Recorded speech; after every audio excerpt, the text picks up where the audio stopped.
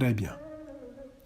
Quand le mari a regardé, ses yeux s'écarquillèrent puisqu'il venait de voir un tigre au loin, très loin. Il fallait maintenant courir de toutes ses forces pour atteindre la voiture qui était non loin de là. Mais moi, j'ai une autre question à poser.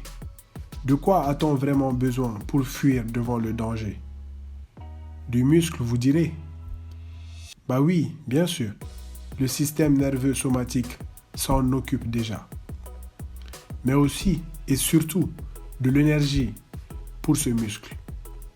Ici, le système sympathique va tout faire pour donner de l'énergie au système somatique. Ce dernier va faire marcher les muscles squelettiques. Bien. Mais comment faire pour produire cette énergie? Il faut entre autres 4 choses. 1. Le cœur doit pomper le sang. 2. Il faut augmenter la tension artérielle pour que le sang soit bien distribué au niveau des muscles squelettiques surtout. Enfin, de l'oxygène associé aux glucides et aux lipides pour produire l'énergie. Tout ça aussi contenu dans le sang. Bien. Maintenant que vous avez compris ça, revenons au cœur et voyons comment il va se battre.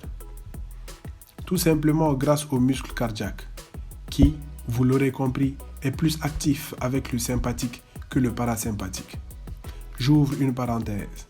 Si vous comprenez bien ce qui va suivre, vous n'aurez presque plus de problème pour comprendre l'hypertension artérielle.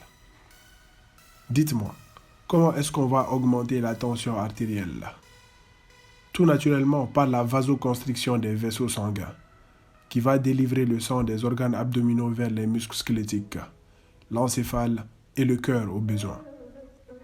Une information importante ici est que la noradrénaline produit la constriction de la plupart des vaisseaux, alors que l'adrénaline entraîne la dilatation des vaisseaux des muscles squelettiques pendant l'activité physique.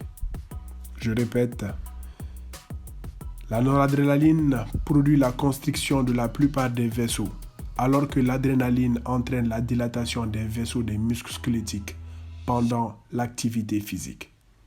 Bien. Pour augmenter la tension artérielle, il y a aussi le rein qui va sécréter la rénine. Il faut savoir que la rénine va avoir 2 effets. D'une part sur la vasoconstriction et d'autre part un autre effet dont je parlerai plus tard.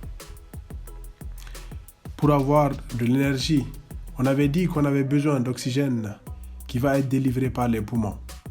En ce moment, notre couple qui doit s'enfuir a plus besoin d'oxygène que quiconque sur Terre. Donc, bronchodilatation par le système sympathique alors que le parasympathique fera une bronchoconstriction. Quant aux glucides, ils viendront du foie et les lipides des tissus adipeux. Tout ça stimulé bien sûr par le sympathique.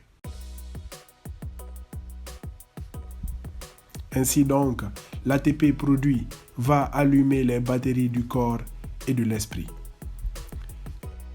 Et pour couronner tout ce qu'on a vu, le système nerveux sympathique accroît son action en augmentant le métabolisme cellulaire alors que ce dernier reste indifférent face au parasympathique.